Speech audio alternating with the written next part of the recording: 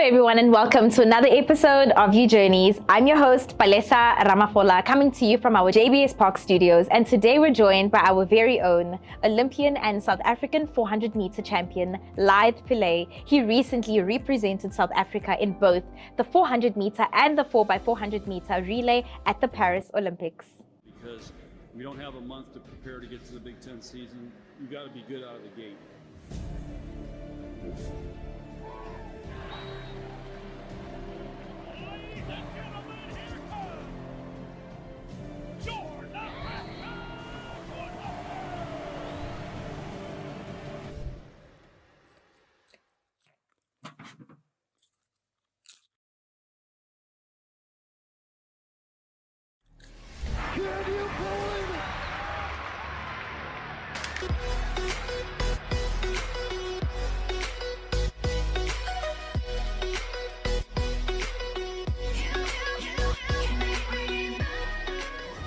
Lythe, welcome to You Journeys and thank you so much for joining us today. Thank you for having me. Thank you. And how does it feel to be back on campus, especially after competing on such a global stage like the Paris Olympics? Oh, so truth be told, campus and home are synonymous for me. So I'm studying online, so I haven't been on campus since I've been back. But it is a bit of I want to say this, like a bit of shell shock coming back home, because you go from one extreme and then you go back to this new extreme, which is not training for me. So right, it's been a bit odd getting used to it. But other than that, I've tried to be as productive without being active as possible. How is that? I mean, I'm sure you have the urge to run a 400 meter just one more time. I mean, I have the urge, but at the same time, my body is tired. So it's, okay, fair. That's made it very easy to rest. Oh, that's exciting. I mean, sometimes you have to rest, you know. But before we go any further into your Olympic experience, for those who may not already know who Lythe Pillay is, do you mind just giving us a brief introduction so the viewers know exactly who I'm talking to? Hi guys, I'm Lythe. I run the 400 meters and I'm studying accounting. That is exciting, you know. And now that we're speaking about the 400 meter, back into the Olympic experience, do you mind walking us through that moment where you stepped foot into the Stade de France, you know, that Olympic stadium? Like, how was that? We obviously just see the TV bits. We want to know from your perspective, how was that moment like for you? I'd say, I mean, the biggest difference comparing the stadium this year compared to Tokyo was the atmosphere. I mean, as soon as you walked in, it felt like everyone's voices were just slamming against you. It literally felt like there was this pressure inside the stadium just from the presence and like the hype inside there. But I mean, that was like the exciting bit. I remember as soon as I walked on the track, I just felt like this large beaming of voices coming towards us, and then in that same moment, just quiet again.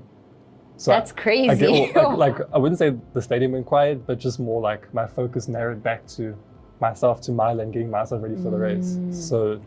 I mean, but the atmosphere was amazing, and I mean, I feel like the times show. The times, let me try that one again. I feel like the times that we saw coming out the Olympics show for the amazing atmosphere we had as well.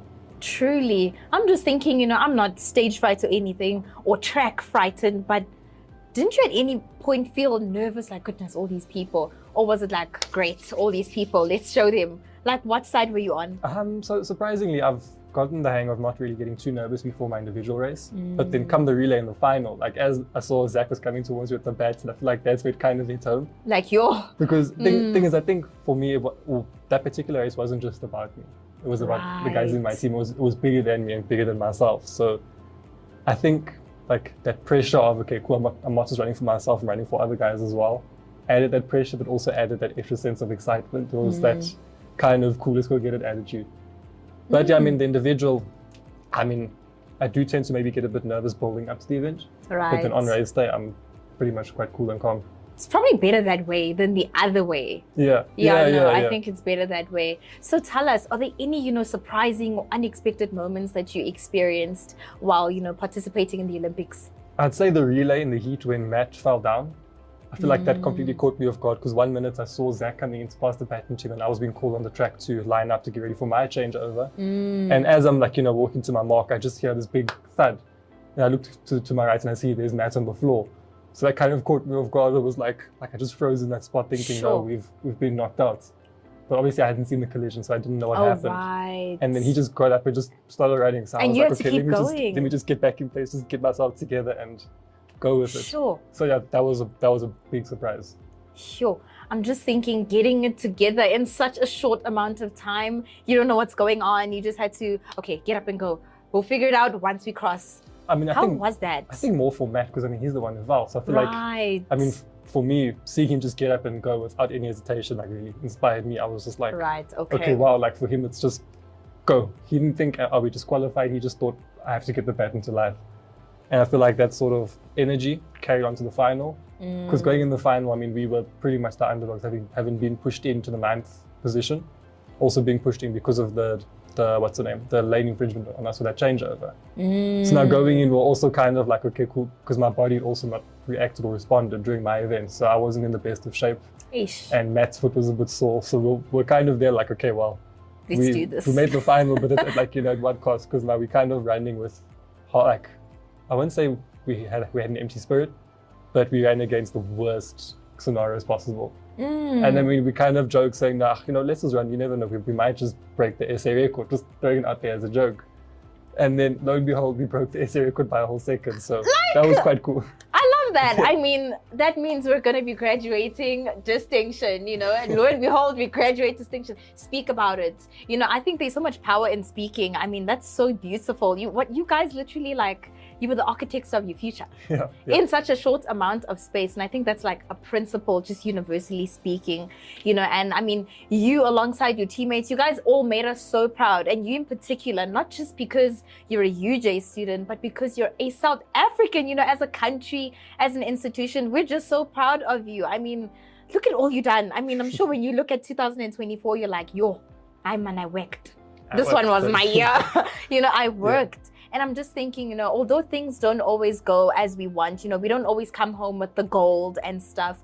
What are some things, you know, that you took out of your experience at the Olympics, especially sharing that field with such well-renowned and probably also some of your, you know, oh my goodness, it's this athlete, you know, some of those stars. Like, how was that for you? What did you take out from that? I mean, it was definitely inspirational. Also seeing guys like Wade competing and being able to compete with him to an extent. Sure. And I mean, also, I remember watching Wade go and break the world record at Rio. And now I'm running with guys that he also ran with in that same race, such as Karani James. So I mean, just having, like, sort of seeing athletes that I used to idolize and now being on the same track as them, that's also been quite cool and quite exciting. And I've been fortunate to also have competed with them throughout the year, so it's become more of a regular thing. But I mean, for me, my big take from all of it is that, I mean, I can't write off the season as a bad one because I didn't perform the way I wanted to at Olympics. Right. It was the one that mattered the most. But I mean, in terms of my progress, it has been consistent and sustainable. And I mean, going forward towards next season, I do have my work cut out for me. And it's not a thing of, I look at what went wrong. I also take notes of what worked. Right. We look at what worked, we stick to that, and then we just look at the small areas to improve on. That's so true. So I mean, that is so true. Yeah. So I mean, I'm really inspired going into next year. I do feel like I have that bit of a, I won't say like a patriotic sense of vengeance for next season. That's not a bad thing. I mean, to an extent, but I mean, it's not that aggressive. But I mean, part of me kind of feels unfulfilled from my performance, and I would like to, you know, reassure everyone and myself as well that I'm capable of doing such. Right. But I mean, I'm in a good space. My life has literally changed this whole year. So I mean, there's a lot to be grateful for and a lot to be enthusiastic about for next season. That is so exciting. And I'm just thinking, you know, you sound like a natural. I get this feeling that you were a born athlete because, you know, you revealed in one of the interviews that you've done that you were introduced to athletics from grade 1. Yeah. And then it was nationals in grade 7. Like, you're giving, he's the one that was the head of sports. And I just get the sense that you were involved in many other sports. What other sports are you good at, Lythe? Surely you're not just running, or you weren't just running. So I really enjoyed basketball in high school. Oh. But unfortunately, I didn't get a chance to. Okay, actually, I'll say fortunately, I didn't get a chance to dabble too much in it because of athletics. But I mean, there were days where, like, you know, just go hop on the courts and shoot some balls with my mates and that. Or shoot some hoops. Sorry, shoot some balls sounds a bit weird. Please, we'll cut that one out. Got it. So I mean, I'd, you know, hop on the court after school, shoot some hoops with some mates, and then from there go to training and that. Yeah, I tried football, didn't work. I have 3 left feet. Not 3. No, 3, that bad. I can just kick and run. I mean, primary school I did try quite a bit of sports. I discovered that my kryptonite is cross country. Ironically, running is my weakness. Huh, So, interesting. but yeah, I mean, I was quite active as a child. But I feel like I would say I was more of a late bloomer in terms of athletics. I mean, I've always been there featuring within my own school.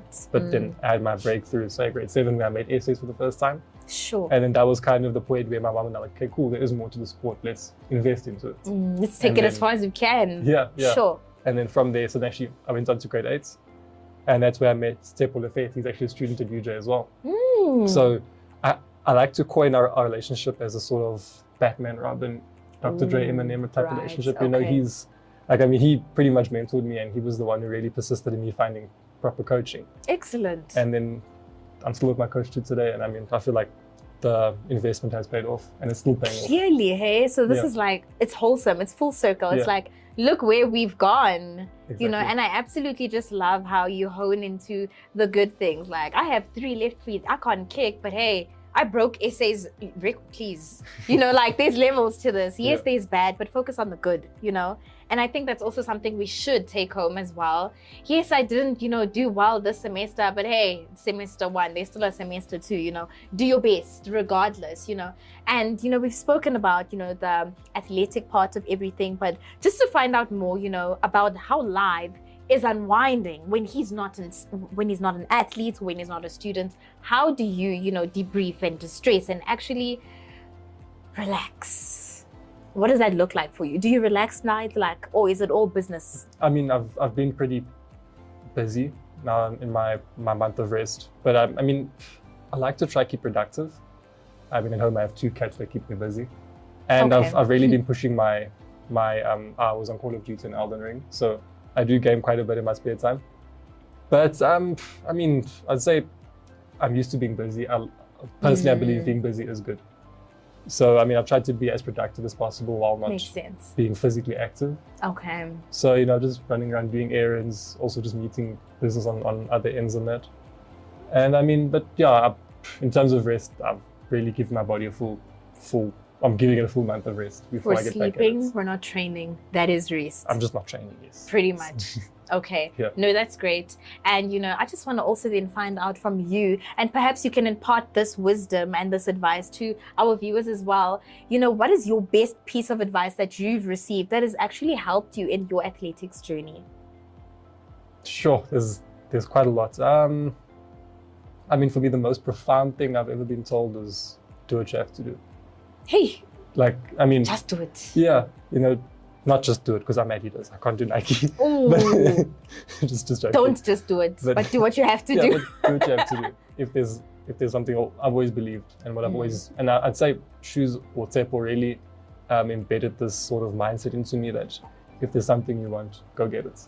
Do what you have to do. If you have a goal, you know what you have to do to get there. So true. So it's more about, like, it's good to look at the goal, but also really fixate and obsess in the process in getting there. So yeah, but for me, that's, just do what you have to do. I think that's so profound that you said, you know, when you have a goal, you know what to do.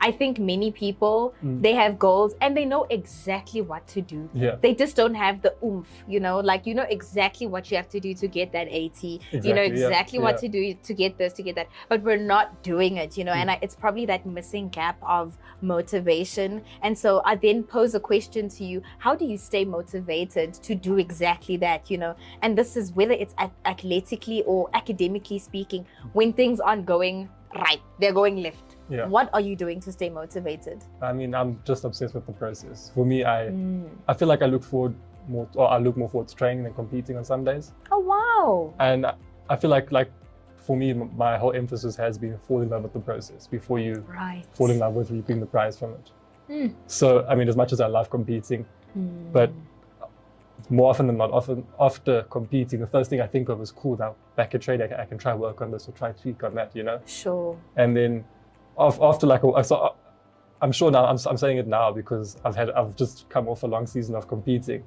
But then probably after the preseason, off season, that I'll have that sense of now I want to go compete, just to, like, you know, see where I am in terms of fitness and form. Yeah. But yeah, I mean, for me, like, I just tell myself, you know, one session at a time. There are days where like you feel listen, your body's not responding, or you feel like you need to be ahead, especially when you start comparing yourself to your performance to those across the world. Because some guys will start off with the like crazy open to the season. Some might finish the season quite strong. So I mean, that is part of the game. We are competing, and when you compete, you compare. But like, it's also good to not let that comparison take away from your progress. It's good if it sort of draws or brings out more effort from your side. True. But you can only focus on what's happening in your lane. As much as there are lanes to the inside and outside of you, you can only control what's happening in yours. So for me, it's if someone's faster or if someone's showing better form at a particular time, or if I'm feeling like I'm not where I need to be, then I must just show up on the day of training, do what I have to do, and then the rest will fall in place.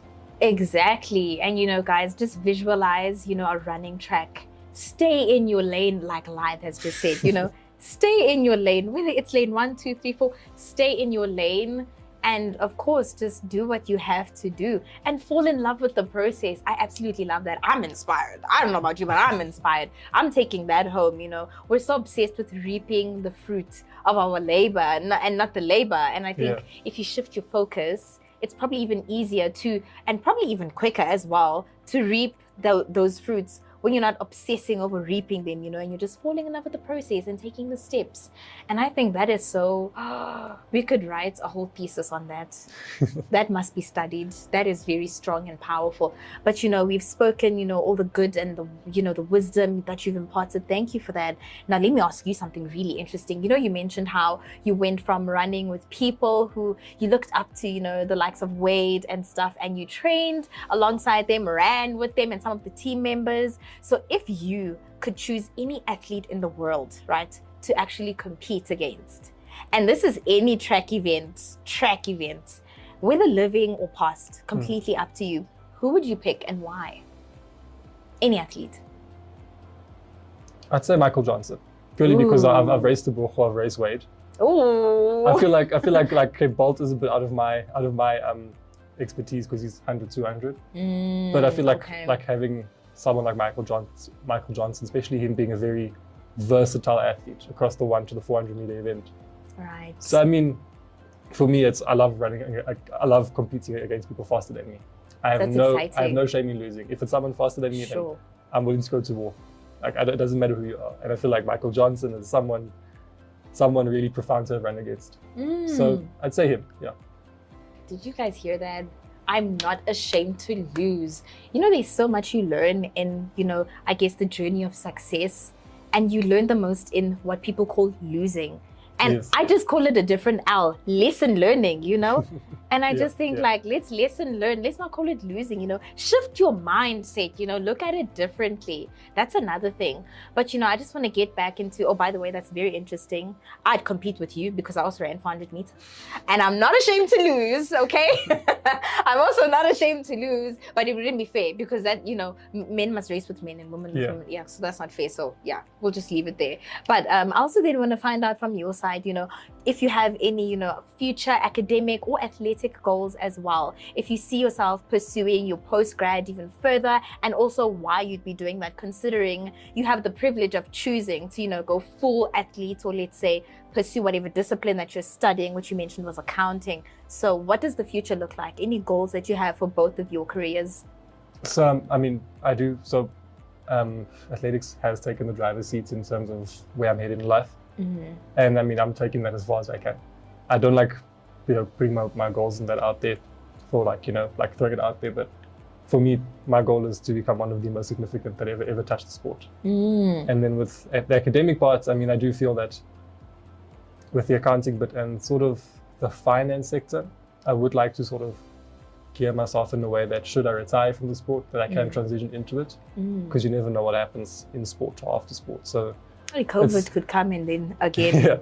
Yeah. So it's more just I mean, I don't like the term plan B, but it's securing myself for the future with whatever happens. So would you see yourself pursuing, let's say, honors, masters, PhD? It could be Dr. Lythe, the 400 meter. You know what I'm saying? I tried medicine, it didn't work out with running, unfortunately. But academically, it's really difficult to say. I'm just, you know, studying in the background. But I do see myself taking it as far as I possibly can, given where I'm at in my career and or in my particular point in life at that time. But I don't see myself stopping after this one, or at least not completely. Maybe taking a break from it and coming back. But yeah. See, guys, it's good to lead a double life. I lead a double life. Lythe leads a double life, okay? You can 100%, pursue school in the background and like pursue your other dreams. And I think that's because we are literally all, a jack of all trades. We don't have the time to do it all, but it's time management. And when you really want to do something, you will do it. Because I'm just thinking, gosh, athletes are busy, and like you're like full-time athletes. And just because the qualification is online doesn't mean it's part-time either. You're full-time invested. You have assignments too. Yeah. You have assignments, and you also need to practice, how you're grabbing and passing the baton. I mean, I want a day in the life of Lythe. I don't know about you, but that sounds exciting. That sounds so exciting. But on another fun note, if we can just hear from you, what is an interesting fact that or even an unusual or very random thing that you actually know how to do, like a hidden talent? Oh, I will put this out there, and I'll actually open up a challenge to anyone who are willing to challenge me on this. Ooh. I am incredibly good at foosball. Okay. Like, you're like that table soccer thing? Yeah. Yeah, no, like, I like to think I'm a very timid, humble person, but when it comes to that, I will talk smack. You are number one. I will put money on the table for that. Interesting. So boarding school gives you time to work on these things. Interesting. Yeah. Guys, you heard, okay? Like, if you're ready, jump into the comment section and, put your name down there. Lythe is waiting for you. He's number one. And if you dare to challenge him, he's right here. $100 on the table. Yeah, there's $100 on the table, okay? And any unusual fact that you know? Unusual facts in terms of like a general knowledge? Yes, trivia? general knowledge, any random thing. Well, seeing that I have 2 cats, so you do know that also, I'm sure you're aware that people are allergic to cats. So a fun fact is that you aren't allergic to the actual cat themselves. Okay. You're allergic to a certain, I think, is an enzyme in their saliva. In the cats saliva? lick themselves and clean themselves. So that's why people get that allergic reaction. So it's actually from the actual saliva, not from the cat itself. At least now I can say, like, oh, no, sorry, I'm actually allergic to the enzyme in your cat's saliva. Okay, not the enzyme, but it's something in their saliva. Right. Yeah. I'm allergic to something in your cat's saliva. Just how you say things, you sound smarter automatically. That's really interesting. Yeah. I would have thought it's the fur or something, Not at all, no. Wow, it's the saliva, guys. It's something in the saliva. Now you know. If you didn't know, now you know. And on that note, Lythe, we just want to thank you so much for coming and imparting wisdom to the viewers, including myself, and just sharing, your athletic story and basically how you stay motivated, leading the academic and the athletic life as well. So thank you so much for coming on the show. We are once again humbled and honored to host someone who was in the Olympics. Come on, guys, in the comments, clap. This is her whole Olympic, please. They don't understand. I understand, okay? Like, I'm so happy. But again, thank you so much. And thank you so much, you guys, for tuning into You Journeys. Once again, I'm your host, Palesa Ramafola.